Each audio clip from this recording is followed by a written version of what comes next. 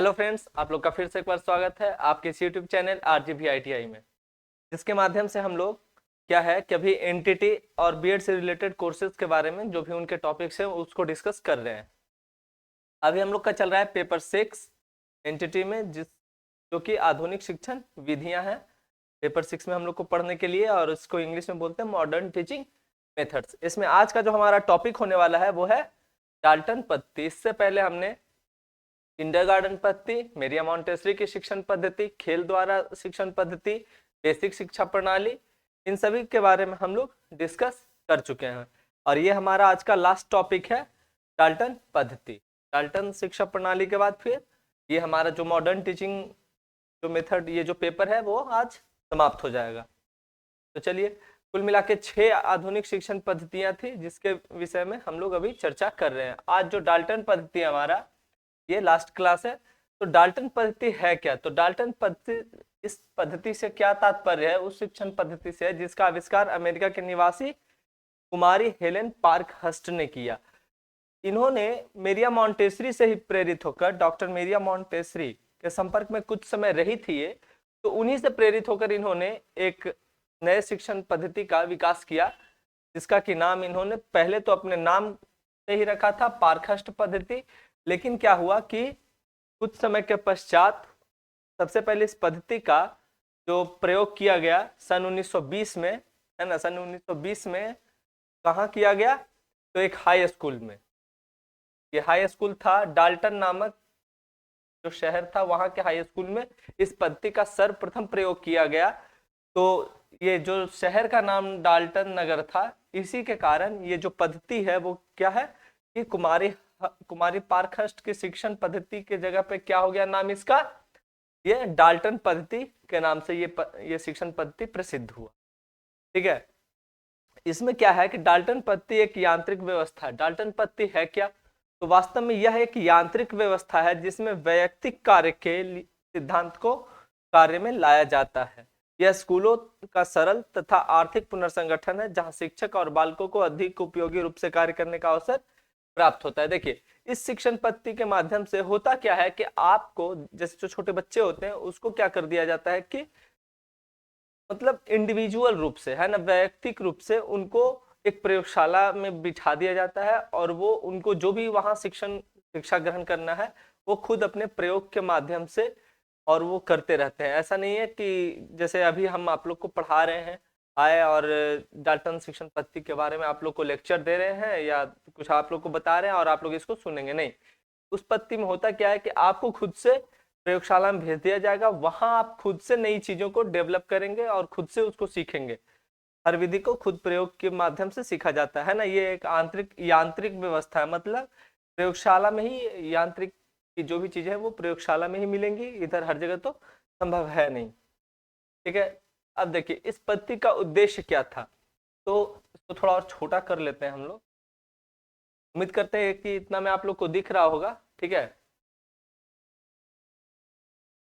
Dalton पद्धति का उद्देश्य क्या था? तो इस पद्धति का उद्देश्य क्या है कि मुख्य रूप से अगर इसकी बात करें तो जो पहले के उस समय जो पहले की जो शिक्षण पद्धति थी वो क्या थे कि वो शिक्षकों के हिसाब से शिक्षक प्रधान शिक्षा पद्धति थी, जिसका कि विरोध किसने किया? ये क्या इसको बोलते हैं, कुमारी हेलेन पार्कहर्स्ट ने इसका विरोध किया था कि नहीं, ये जो शिक्षक प्रधान जो शिक्षण पद्धति है वो नहीं होना चाहिए। होना क्या चाहिए वास्तव में कि बाल केंद्रित शिक्षा, मतलब बालकों के अकॉर्डिंग शिक्षा होनी चाहिए। इसमें क्या है कि बालकों के अकॉर्डिंग शिक्षा के ऊपर इन्होंने चर्चा किया था। तो कुमारी पार्कहर्स्ट के अनुसार कहा गया है कि डाल्टन योजना का उद्देश्य साधारण कक्षाओं के स्थान पर बालक तथा बालिकाओं को पूर्णतया भिन्न परिस्थितियों में रखकर नए प्रकार के शिक्षित समाज को जन्म देना तथा स्कूल के सामाजिक जीवन का पुनर्संगठन करना था। मतलब इस शिक्षण पद्धति का उद्देश्य क्या था कि इसके माध्यम से क्या है, बालक और बालिकाओं को पूर्णतया भिन्न परिस्थितियों में रखकर, मतलब बिल्कुल ही अलग परिस्थिति में रख के, ऐसा नहीं कि टीचर आएगा, टीचर जो बोलेगा वो करना है, नहीं।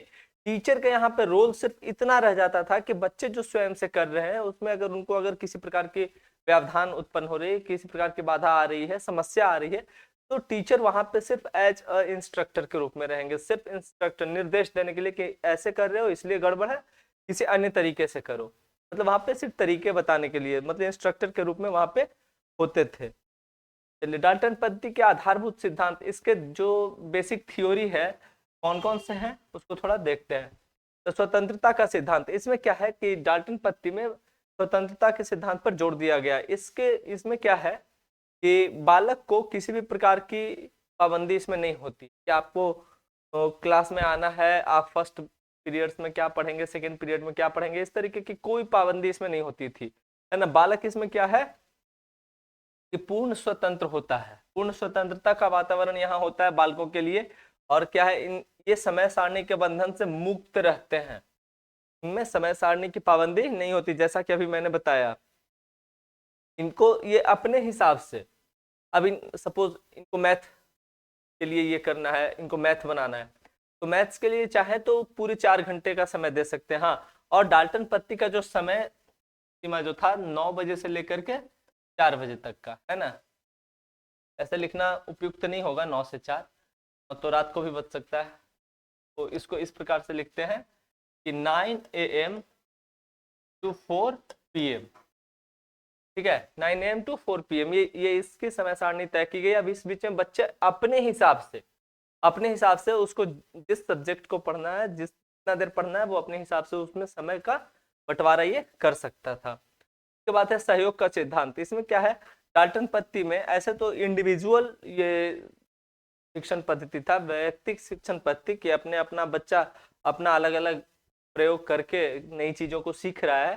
लेकिन इसमें क्या था कि अगर फिर भी अगर किसी प्रकार की अगर समस्या आ जाए किसी को अपने प्रयोग में या किसी को अपने शिक्षा उस समय क्लास में, तो वो क्या करे, लैब में अगर किसी प्रकार का अगर उसको अगर समस्या आ जाए तो वो चाहे तो टीचर से भी पूछ सकता है, अन्यथा अगर टीचर की मौजूदगी नहीं है तो क्या है कि वो सामूहिक रूप से, है ना, सामूहिक रूप से कार्य करने की नीति का खंडन इसमें नहीं किया जा सकता। क्या है कि आसपास के बालकों से अपनी समस्याओं को सुलझाने के लिए सहायता की आवश्यकता पड़ती है। आसपास जो भी बालक है उस लैब में और भी, तो उनकी वो सहायता ले सकता है। तो इस प्रकार से ये जो पद्धति है क्या है, सहयोग का, ये सहयोग को भी ये सिद्धांत क्या है, ये करता है, ठीक है। उसके बाद है व्यक्तिगत कार्य का सिद्धांत। इसमें व्यक्तिगत कार्य का सिद्धांत को क्या है, इस सिद्धांत में व्यक्तिगत कार्य को प्रधानता दी गई है। हम लोग शुरू से ही इस बात को डिस्कस करते आ रहे हैं कि ये क्या है, डाल्टन पद्धति क्या है, ये इंडिविजुअल टीचिंग मेथड्स, है ना, वैयक्तिक शिक्षण पद्धति है। इसमें क्या है कि कक्षा के सभी बालक शारीरिक एवं मानसिक दृष्टि से क्या होते हैं, भिन्न होते हैं, है ना। हर बच्चे की जो कैपेसिटी है वो अलग अलग होती है, उनके सीखने की क्षमताएं अलग अलग होती है, भिन्न भिन्न होती हैं।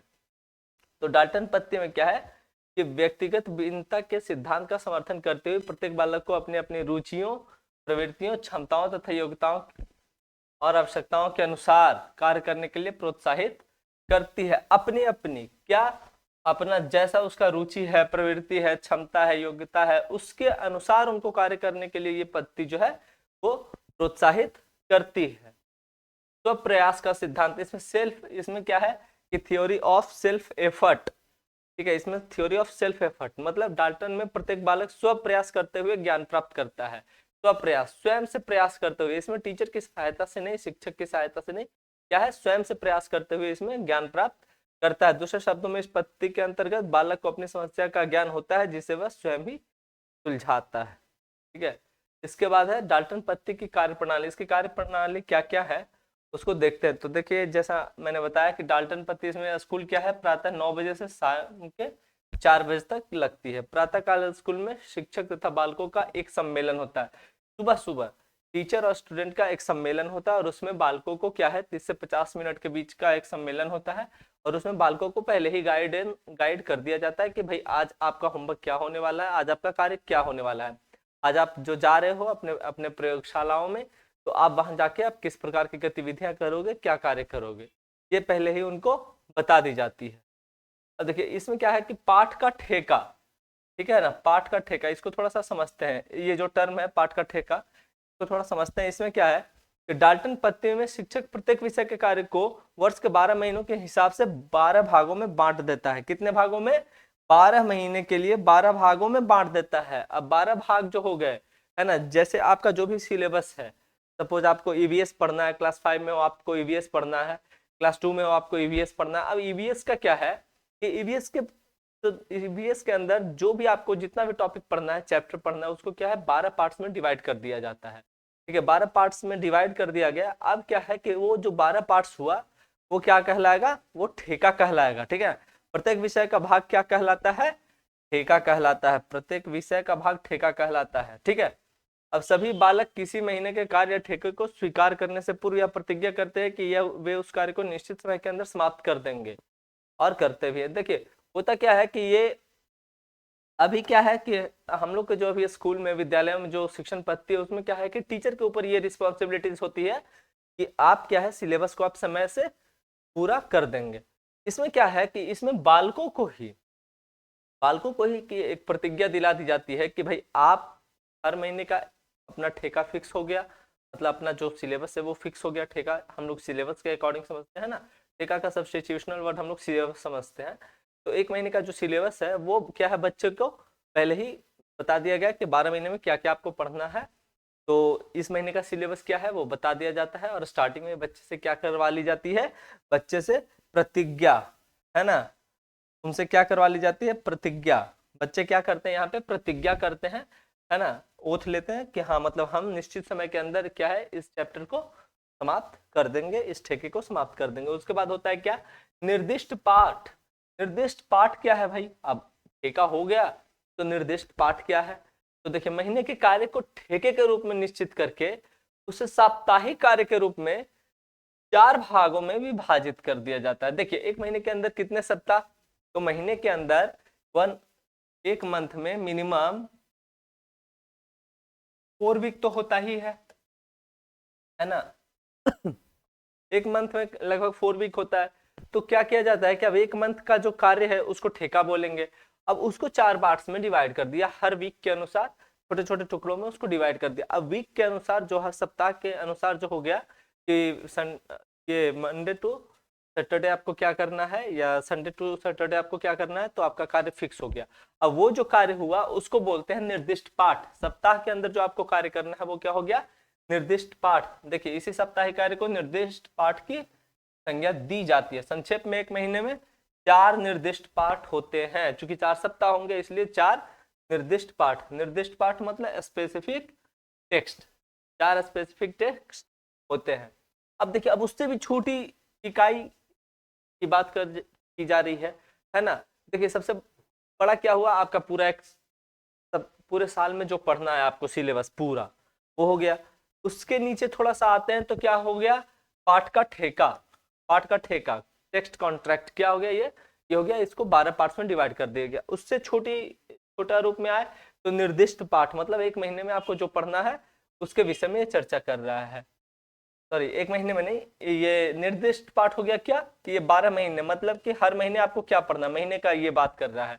निर्दिष्ट पाठ क्या हो गया, ये सप्ताह की बात कर रहा है कि सप्ताह में आप इस सप्ताह में आपको क्या पढ़ना है। ये इकाई, सप्ताह के अंदर आपको प्रत्येक, है ना, दिन आपको क्या पढ़ना है। जैसे देखिए हम ऊपर बता चुके हैं डाल्टन पद्धति के अनुसार क्या होता है, प्रत्येक ठेके में 4 पाठ होते हैं, है ना। प्रत्येक ठेके में कितने होते हैं, तो 4 निर्दिष्ट पाठ होते हैं, जैसे हर सप्ताह के हिसाब से। इन निर्दिष्ट पाठों को सुविधा के लिए अलग अलग 5 भागों में विभाजित कर दिया जाता है। इकाई में क्या होता है कि आपको एक सप्ताह के अंदर जो आपको निर्दिष्ट पाठ फिक्स किया गया उसको भी क्या है 5 पार्ट्स में डिवाइड कर ले। तो इसका मतलब क्या हुआ कि एक महीने के अंदर आपको टोटल 20 इकाई पढ़नी होती है। इसमें कहीं लिखा होगा कि इन भागों को इकाई कहते हैं, ठीक है ना। ये जो निर्दिष्ट पाठों को सुविधा के लिए अलग अलग 5 भागों में विभाजित कर दिया जाता है, इन भागों को क्या बोलते हैं, इकाई बोलते हैं। ठीक है, अब क्या होता है, इकाई एक दिन का कार्य होता है। ध्यान देने की बात है कि स्मरण रहे कि डाल्टन पद्धति में एक इकाई एक दिन का कार्य होता है, किंतु ये आवश्यक नहीं कि बच्चा एक दिन में पूरा ही कर ले। भाई हर किसी की अपनी अपनी कैपेबिलिटी, अपना स्पीड है पढ़ने का। कोई बच्चा ऐसा है कि उसको 15 दिन में पूरा कर लेगा, कोई बच्चा ऐसा है कि महीने दिन में अपना वो पूरा करेगा। ठीक है, तो एक महीने के अंदर कितना इकाई हो गया, एक महीने के अंदर 20 इकाई हो गई। अब इसके बाद देखिए प्रयोगशालाएं। डाल्टन पद्धति में कक्षाओं की जगह क्या है, कि डाल्टन पद्धति में कक्षा की जगह पे क्या है, हिंदी, इतिहास, गणित आदि विषयों के लिए अलग अलग प्रयोगशालाएं होती है। ठीक है, इसमें लेबोरेटरीज के माध्यम से बच्चों को पढ़ाया जाता है, इनके अलग अलग प्रयोगशालाएं होती हैं। अब क्या इन प्रयोगशालाओं में प्रत्येक बालक अपने अपने ठेके को पूरा करने के लिए अपने अपने स्थान पर अपनी अपनी गति के साथ स्वतंत्रता पूर्वक क्या करता है, जितनी देर देर चाहे वो कार्य करता है। अब किसी बच्चे को, जैसे कि किसी बच्चे का कार्य सपोज 2 घंटे में पूरा हो जाएगा, तो वो 2 घंटे में अपना कार्य पूरा करके वो स्वतंत्र है। अगर किसी बच्चे का कार्य को समाप्त करने में 8 घंटे लगेंगे, तो वो 8 घंटे वो कार्य करके अपना वो काम पूरा करेगा। ठीक है, इसके बाद क्या है, ये था प्रयोगशाला का रोल डाल्टन पत्ती में। इसके बाद है सम्मेलन। देखिए, डाल्टन पत्ती में बालक स्व प्रयास द्वारा अपने कार्य नहीं करते, अपितु क्या है, वे विभिन्न विषयों की प्रयोगशालाओं में तीसरे दिन एकत्रित होकर हर तीसरा दिन क्या होता है, एकत्रित होकर विभिन्न विशेषज्ञों की देखरेख में अपने अपनी कठिनाइयों के संबंध में वाद विवाद या विचार विमर्श ही करते हैं। प्रयोगशाला में क्या है, स्वतंत्र रूप से वो तो अपना कार्य करते हैं, लेकिन होता क्या है कि अब पूरा कार्य तो स्वयं से कर नहीं सकते, आखिर उसमें कुछ ना कुछ टीचर्स का, प्रोफेसर्स का रोल होगा ही होगा। तो उसमें क्या है कि वो हर तीसरा दिन, है ना, हर तीसरे दिन क्या है कि वो एकत्रित होकर उस पर क्या है, वाद विवाद और अपने कठिनाइयों से संबंधित उनका जो भी उनकी समस्याएं आ रही है, प्रॉब्लम्स आ रहे हैं, उस पर क्या है, वाद विवाद और विचार विमर्श करते हैं। इन सम्मेलनों में क्या है कि बालकों को की सामूहिक कठिनाइयों को दूर करने के लिए शिक्षक आवश्यक पथ प्रदर्शन करते हैं, है ना, सिर्फ क्या करते हैं, पथ का प्रदर्शन करते हैं। उसके बाद है प्रगति लेखा। इसमें क्या है कि इसमें बच्चे की क्या है कि हर दिन की प्रोग्रेस रिपोर्ट दर्ज की जाती है। प्रत्येक बालक की विभिन्न विषयों में प्रगति का पता लगाकर उनकी आवश्यक सूचना के लिए प्रगति सूचक रेखाचित्र तैयार किया जाता है ना। एक उनका जो प्रोग्रेस हो रहा है वो उसका एक रेखा चित्र तैयार किया जाता है। और ये रेखा चित्र 3 प्रकार का होता है। पाठ के ठेके का रेखा चित्र मतलब मासिक progress report, monthly progress report उसका क्या है, क्योंकि पाठ के ठेके का मतलब 1 महीने का जो भी आपको सिलेबस फिक्स किया गया है उसमें आप कितना प्रोग्रेस किए उसके विषय में इसमें चर्चा की जाएगी। निर्दिष्ट पाठ के रेखा चित्र, इसमें क्या होता है कि इसमें आप सप्ताह के अंदर आप 1 वीक में आपकी क्या प्रोग्रेस रही उसकी रिपोर्ट तैयार की जाएगी। और इकाई रेखा चित्र मतलब पर डे आपका क्या प्रोग्रेस रह रहा है, आप कितना फोकस कर पा रहे हो, या आप अपने प्रयोगशाला में किस प्रकार का प्रोग्रेस कर पा रहे हो पर डे, उसके हिसाब से इसमें रिपोर्ट दर्ज की जाती है। अब देखिए, अब है डाल्टन पत्ती का कुछ गुण है ना, यानी मेरिट्स, कुछ मेरिट्स होगा डाल्टन पत्ती के लिए, तो उसको थोड़ा सा समझते हैं। देखिए, इसके क्या क्या विशेषताएं हैं, तो डाल्टन पत्ती की विशेषताओं में आ जाते हैं क्या, डाल्टन पत्ती के विशेषताओं में बालकों के लिए आवश्यक प्रेरणा निश्चित होती है ना। बालकों के लिए क्या होता है, आवश्यक प्रेरणा बिल्कुल फिक्स कर दी जाती है कि जैसे देखिए, आज आपको जैसे फिक्स कर दिया जाता है ना, कि आज मतलब कि सपोज आपको आपका ठेका फिक्स है ना कि महीने में आपको क्या करना है। उसके बाद आपकी निर्दिष्ट पाठ भी आपकी फिक्स है कि इस वीक के अंदर आपको कितना कवर करना है। और इकाई मतलब पर डे का आपका जो कार्य है वो भी फिक्स होता है, मतलब आपका उद्देश्य जो होता है उसमें पहले से निश्चित कर दिया जाता है। तो इसके अंतर्गत क्या है, बालक के सामने कोई ना कोई उद्देश्य अवश्य होता है, तो होता ही है क्योंकि आपका भाई वो ठेका फिक्स किया हुआ है, तो उसी के अकॉर्डिंग आपको उसमें कार्य करना होता है। और क्या है, इससे वे उस समय तक लगन पूर्वक कार्य करते हैं। बच्चा तब तक उसमें वो पढ़ता रहता है या प्रयोगशाला में अपना कार्य करता रहता है जब तक कि उद्देश्य की प्राप्ति नहीं हो जाए। उसके बाद क्या है, बालक की अनुपस्थिति का उसके कार्य पे बुरा प्रभाव नहीं पड़ता। देखिए, इस पत्ती का सबसे बड़ा बेनिफिट तो मेरे हिसाब से तो यही देखने के लिए मिल रहा है। इसमें क्या है कि इसके अकॉर्डिंग क्या है कि बच्चे को उसका जो, अगर वो किसी भी कारण से अगर क्लास में अगर अनुपस्थित रह रहा है तो उसका क्या है, उसको उस पर कोई बुरा प्रभाव नहीं पड़ने के लिए मिल रहा है। ऐसे क्या होता है, अभी जो रेगुलर जो क्लासेस चलती है उसमें अगर आप 1-2 क्लास बीच में क्या है कि 1 वीक के लिए बच्चा नहीं गया क्लास, तो क्या है कि जो उतनी 1 वीक में जो भी टीचर पढ़ाए हैं वो छूट जाता है और उसको दोबारा से वहां रिपीट नहीं करवाया जाता है। जबकि डाल्टन शिक्षण पद्धति में क्या है कि आपको पढ़ना खुद से ही है, टीचर्स तो आपको कुछ बताएंगे नहीं। तो आपने पिछले क्लास में जब भी आप गए होंगे प्रयोगशाला में अपने पिछले दिन, तो आप जहाँ पे आप अपना प्रयोग छोड़ के आए हैं, आप जब भी जाओ 5 दिन 7 दिन 8 दिन 10 दिन बाद आप अपना प्रयोग फिर वहीं से स्टार्ट कर सकते हो, तो आपका बीच में कुछ भी उसमें छूटता नहीं है। उसके बाद है व्यक्तिगत निर्देशन पर बल। इसमें क्या है, इस डाल्टन शिक्षण पद्धति में व्यक्तिगत निर्देशन पर बल दिया जाता है।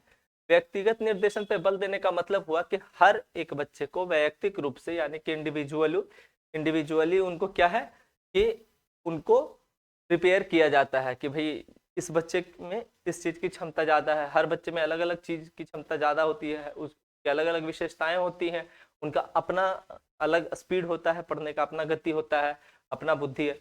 तो उसके अकॉर्डिंग उनको क्या है कि अलग अलग तरीके से हर बच्चे को भिन्न तरीके से उनको ट्रीट किया जाता है और उसी के हिसाब से उनको मतलब सपोर्ट दिया जाता है या आगे की शिक्षा के लिए प्रेरित किया जाता है। इसमें क्या है, व्यक्तिगत निर्देशन पर बल दिया जाता है। उसके बाद है शिक्षकों तथा बालकों में परस्पर संबंध अधिक उत्तम होता है। इसमें बिल्कुल सही बात है भाई, हर बच्चे से टीचर क्या है, इंडिविजुअली मिल रहा है, इंडिविजुअली इंटरेक्ट हो रहा है, हर बच्चे को बताने के लिए स्पेशल उसके पास जाता है और स्पेशल उसको बताता है। तो ऐसे में क्या है, शिक्षक का क्या है, बालकों के साथ तो संबंध अच्छा हो ही जाएगा। ऐसे क्लास में क्या है, सामूहिक रूप से आप पढ़ा रहे हो, हर बच्चे को आप टच नहीं कर पाते हो पर डे।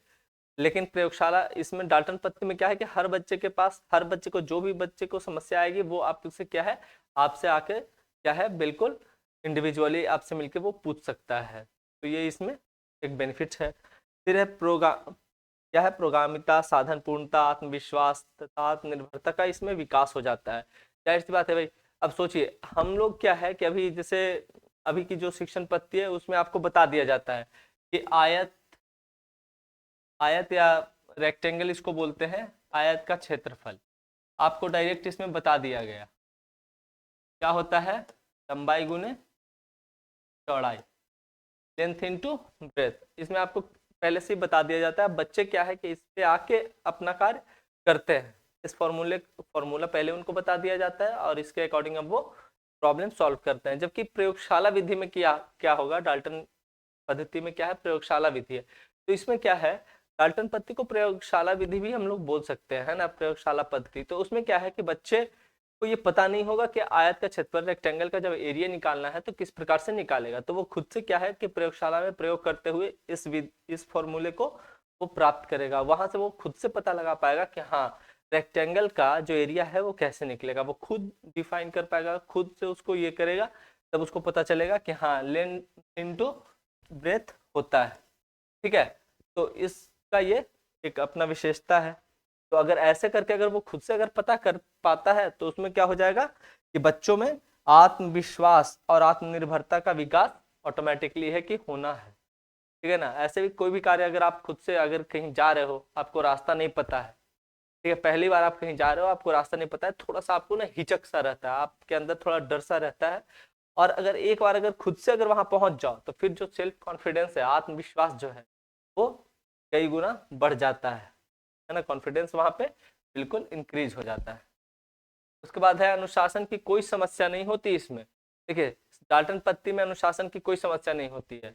आप बच्चा पढ़ रहा है नहीं पढ़ रहा है इसकी चिंता आपको नहीं करनी है ना, बच्चा कितना देर पढ़ रहा है इसकी चिंता भी आपको नहीं करनी है, वो कब पढ़ रहा है या कब वो बदमाशी कर रहा है इसके ऊपर भी आपको विशेष ध्यान देना नहीं होता है। होता क्या है कि वो उसको क्या है कि पहले से उसको प्रतिज्ञा दिला दी गई है कि आपको ये ठेका इस महीने में पूरे कर लेने हैं।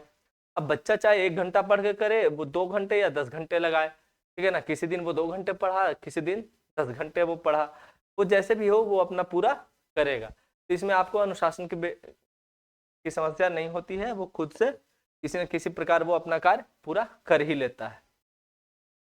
उसके बाद हो जाता है उत्तरदायित्व की भावना का विकास। देखिए इसमें उत्तरदायित्व की भावना का विकास होता है, क्योंकि बच्चा क्या है, अगर प्रतिज्ञा कर लिया कि हाँ हमको ये पूरा करना है समय के साथ, तो उसमें क्या हो जाता है कि बच्चा खुद से वो अवेयर हो जाता है कि नहीं, हमें अपना उत्तरदायित्व वो स्वयं पे ले लेता है। क्या है इसमें, डाल्टन पद्धति में सभी बालक पाठ का ठेका लेने से पूर्व यह प्रतिज्ञा करते हैं कि वे अपने अपने कार्य को निश्चित समय के अंदर समाप्त कर देंगे, है ना, ऐसा वो प्रतिज्ञा कर चुके होते हैं। तो इस पद्धति में बालक सक्रिय रहते हुए बड़े लगन के साथ कार्य करते हैं, इससे उनमें उत्तरदायित्व की भावना का विकास हो जाता है। सही बात है भाई, यही तो मैंने भी बताया कि क्या है कि वो अपना जो प्रतिज्ञा ले चुके होते हैं उसको पूरा करने के लिए वो रिस्पॉन्सिबल हो जाते हैं। उसके बाद है व्यक्तिगत तथा सामूहिक शिक्षण में सामंजस्य। देखिए इसमें क्या है कि बच्चा क्या है कि सीखता तो इंडिविजुअली है, लेकिन अगर उसको किसी भी प्रकार की अगर बीच में सहायता की जरूरत पड़ती है तो वो अपने आसपास के दोस्तों से, किसी दूसरे बच्चे से, किसी दूसरे या फिर किसी शिक्षक से भी वो अपना सहायता लेता है। तो व्यक्तिगत रूप से पढ़ते हुए भी क्या है, वो सामूहिक शिक्षण का भी वो कार्य बीच बीच में करता है। तो इन दोनों के बीच में क्या है कि कोऑर्डिनेशन को सेट करने में सक्षम होता है।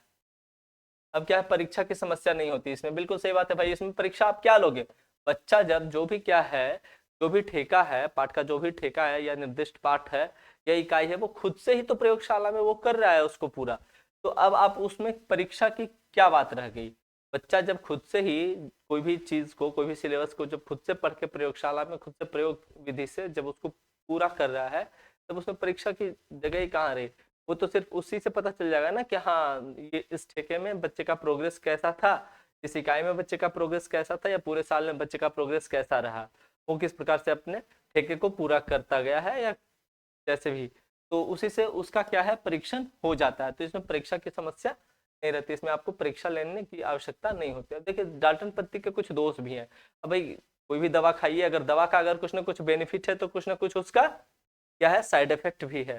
तो अगर डाल्टन पत्ती का, डाल्टन शिक्षण पत्ती का अगर कुछ ना कुछ अगर फायदा है तो उसका कुछ नुकसान भी है। तो क्या क्या इसका दोष है, थोड़ा सा उसको देखते हैं। डिमेरिट्स इसके क्या क्या है। तो देखिए डिमेरिट्स में आ जाता है, सामान्य तथा कमजोर बालकों के लिए हानिकारक है, बिल्कुल सही बात है। और देखिए कोई अगर नॉर्मल एवरेज स्टूडेंट है या फिर थोड़ा वीक स्टूडेंट है, ठीक है, वीक चिल्ड्रन, उसको उसको क्या है कि वो प्रयोगशाला विधि से वो अपने कार्य को करने में सक्षम नहीं हो पाएगा। उसको मन में हिचक होगा, वो अपना कार्य उस तरीके से नहीं कर पाएगा जैसे एक तेज बुद्धि वाला बालक कर रहा होता है। तो उसमें क्या है कि उसको टीचर के सपोर्ट्स की ज्यादा जरूरत पड़ती है। लेकिन होता क्या है अक्सर ऐसे पद्धतियों में कि वो जो तेज बच्चा होता है वही टीचर का ज्यादा समय ले लेता है अपने प्रयोग के बारे में पूछताछ के लिए। और जो मंदबुद्धि बालक होते हैं वो क्या है, उनको कम समय मिल पाता है थोड़ा, या स्लो जो बच्चा है, जो वीक चाइल्ड है, उसको थोड़ा कम समय मिल पाता है, जिसके कारण क्या है कि वो अपने ठेके को समय रहते पूरा नहीं कर पाते हैं। उसके बाद है वैयक्तिक प्रवृत्ति का विकास हो जाता है। इसमें क्या होता है कि इसमें कोई भी बच्चा जो क्या है ना, कि स्वार्थी टाइप हो जाता है कि भाई मेरा पूरा होना चाहिए, है ना। हर बच्चे को अपना अपना प्रतिज्ञा दिलाया हुआ है, तो बच्चे क्या है कि एक दूसरे को कोऑपरेट तो समय रहता है तो करते हैं, लेकिन ऐसा नहीं है कि हाँ मेरा अगर चैप्टर पूरा हो गया तो क्या है कि हम दूसरे बच्चे को चैप्टर पूरा करवाने में लग जाए। ऐसी सोच इनमें विकसित नहीं होती है। हर बच्चे को क्या लगता है कि बस मेरा ठेका समय पे पूरा हो रहा, तो अपने ठेके के लिए क्या है, हर कोई स्वार्थी किस्म का हो जाता है। हर कोई क्या है कि ये हो जाता है, पर्सनल में क्या हो जाता है, इस ऐसे में व्यक्तिगत प्रवृत्ति का विकास हो जाता है कि भाई मेरा पूरा होना चाहिए। उसके बाद है विशेषीकरण पर बल। इसमें क्या है, स्पेशलाइजेशन के ऊपर ज्यादा ये जोर दिया गया है। डाल्टन पत्ती विशेषीकरण पर बल देती है। छोटी आयु के बालकों को विशेषीकरण के लिए बाध्य करना उचित नहीं है। अगर कोई छोटे आयु का अगर कोई बच्चा है तो उसको क्या है, विशेषीकरण मतलब किसी खास चीज में स्पेशलाइजेशन के लिए उनको प्रेरित करना कभी भी उचित नहीं माना जाता है। इसका कारण क्या है कि विशेषीकरण से उनके व्यक्तित्व का सर्वांगीण विकास ना होकर क्या हो जाता है, मात्र एकांगी विकास होता है। मतलब सिर्फ एक ही चीजों के ऊपर उनका विकास होकर रह जाता है, क्योंकि जिस चीज में स्पेशलाइजेशन वो करना चाहेंगे सिर्फ उसी चीज के विषय में वो ज्यादातर जान पाएंगे, और बाकी चीजों के, बाकी तथ्यों के विषय में उनको उतना नॉलेज नहीं हो पाएगा। इसके बाद है पूर्णतया बौद्धिक विकास, फुल्ली इंटरनल इंटेलेक्चुअल। ये क्या है कि देखिए डाल्टन पत्ती क्रिया द्वारा सीखने के सिद्धांत पर अवश्य बल देती है ना। ये क्या है, क्रिया द्वारा सीखने के सिद्धांत पर बल देती है। डाल्टन पत्ती क्रिया द्वारा सीखने के सिद्धांत पर बल देती है। ऐसा आपको क्वेश्चन बीच में आ सकता है कहीं एग्जाम में, या फिर इन द ब्लैंक्स में, या फिर आपका जो टेट वगैरह का एग्जाम होगा उन समय ऐसा क्वेश्चन पूछ सकता है कि कौन सा ऐसा सिद्धांत है जो क्रिया द्वारा सीखने पर बल देती है। तो कौन सा ऐसा सिद्धांत है, तो डाल्टन सिद्धांत, ठीक है ना। डाल्टन शिक्षण पद्धति है जो क्रिया द्वारा सीखने पर बल देती है। किंतु क्या है, इसके द्वारा बालकों के केवल बौद्धिक क्रियाओं को ही प्रोत्साहित किया जाता है। इसके द्वारा किसको प्रोत्साहित किया गया, केवल बौद्धिक क्रियाओं को ही प्रोत्साहित किया गया, जबकि आगामी क्रियाओं को नहीं किया गया। मतलब साथ में बहुत से ऐसे क्रियाएं होती है जो कि सबके साथ में करने के लिए प्रेरित करना चाहिए बच्चों को, उन क्रियाओं का विकास नहीं हो सकता है, नहीं हो पाता है। और इसमें क्या है कि सामाजिक दृष्टि से वो क्या है, थोड़ा अविकसित रह जाते हैं। क्योंकि अब एक से ज्यादा बच्चों के साथ मतलब सामूहिक रूप से अगर किसी कार्य को करने के लिए अगर बच्चों को प्रेरित नहीं किया जाए तो क्या होता है कि बच्चों में सामाजिकता की भावना का विकास नहीं हो पाता है या थोड़ा कम रह जाता है। उसके बाद है लिखित कार्य पर अधिक बल। डाल्टन पत्नी में क्या है, मौखिक कार्य की अपेक्षा लिखित कार्य पर अधिक बल दिया जाता है, जिसके कारण क्या होता है बच्चों में जो बोल सकते हैं आजकल कि कम्युनिकेशन स्किल्स, है ना, कि कैसे दूसरे व्यक्तियों से ये बात करना है, कैसे तर्क वितर्क करना है या वाद विवाद, इन सब चीजों के ऊपर क्या है कि इनका क्या है, थोड़ा सा इनकी क्षमताएं कम हो जाती है। जैसे इससे बालकों को लिखने का अभ्यास तो अवश्य हो जाता है, किंतु मौखिक कार्य करने में पीछे रह जाते हैं, इसका समुचित विकास नहीं हो पाता है। सोचिए, तो संवाद कौशल में वो क्या है, पिछड़ जाते हैं। इसके बाद है पुराने शिक्षकों का विरोध। जो पुराने शिक्षक हैं वो डाल्टन पत्ती के जो शिक्षण पत्ती है, डाल्टन शिक्षण पत्ती, उसका विरोध करते हैं। इसमें ये विरोध क्यों करते हैं, क्योंकि शिक्षक जो है अपनी सत्ता को छोड़कर बालकों को स्वतंत्र वातावरण में रखते हुए सब प्रयासों द्वारा स्व शिक्षा का विरोध करते हैं। कि मतलब भाई ऐसा है कि शिक्षण पद्धति क्या है कि शिक्षक प्रधान होना चाहिए, ऐसा शिक्षकों का मत है, तो इसलिए वो डाल्टन पद्धति का विरोध करते हैं। भवन तथा आवश्यक साज सज्जा संबंधी रुकावटें। देखिए, अब डाल्टन शिक्षण पद्धति में आपके मान लीजिए आपके स्कूल में 500 बच्चे हैं, तो 500 बच्चों के लिए 500 मतलब प्रयोगशालाएं आपको रखनी पड़ेगी, है ना, हर बच्चे के लिए। चलिए मान लीजिए कमरा तो एक ही रहेगा, लेकिन हर बच्चे के लिए क्या है, प्रयोग के लिए अलग अलग टेबल होगा, अलग सारे इक्विपमेंट्स हर बच्चे के लिए आपको अवेलेबल करवाना पड़ेगा।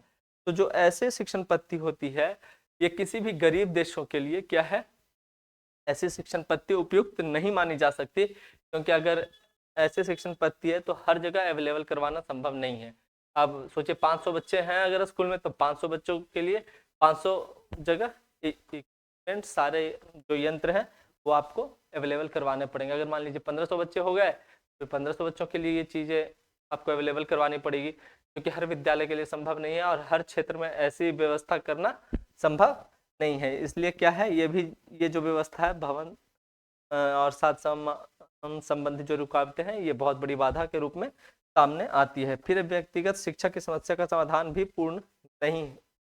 अब देखिए, ये क्या है कि डाल्टन पद्धति में बालक को व्यक्तिगत रूप से साल भर का ठेका दे दिया जाता है, परंतु क्या है इसमें बालक को व्यक्तिगत रूप से उनकी समस्या शिक्षा संबंधी समस्याओं का समाधान नहीं हो पाता है। ठीक है, इसमें कुछ और भी समस्याएं आती है, इसमें और भी कुछ है। एक क्या है, और जैसे उपयुक्त शिक्षक, है ना, ऐसे शिक्षकों की भी कमी देखने को मिलती है, जो कि क्या है कि डाल्टन पद्धति के अकॉर्डिंग पढ़ा सके। तो ऐसे शिक्षकों की भी काफ़ी कमी मिलती है, जिसके कारण कि वो भी डाल्टन पद्धति के दोषों में से एक है, जिसके कारण कि डाल्टन पद्धति को असफल माना गया है। तो ये थी कुछ डाल्टन पद्धति से संबंधित कुछ तथ्य थे, और उम्मीद करते हैं कि आप लोग को डाल्टन जो शिक्षण पद्धति, आधुनिक शिक्षण विधियों में से एक डाल्टन शिक्षण पद्धति आप लोगों को बेहतर तरीके से समझ में आई होगी। जितने भी 6 प्रकार के आधुनिक शिक्षण विधियां थी, मैंने आपको एक एक करके सभी शिक्षण विधियां बता दी है। और जो लोग आज हमारे चैनल से नए जुड़े हैं, वो पीछे के शिक्षण पद्धतियों के बारे में जानने के लिए हमारे पहले का वीडियो जरूर देखेंगे और उनको समझने का प्रयास करेंगे। तो उम्मीद करते हैं कि आपको आज का वीडियो पसंद आया होगा। तो दोस्तों, अगर वीडियो सही लगे और समझ में आए तो लाइक, शेयर और सब्सक्राइब करना ना भूलें।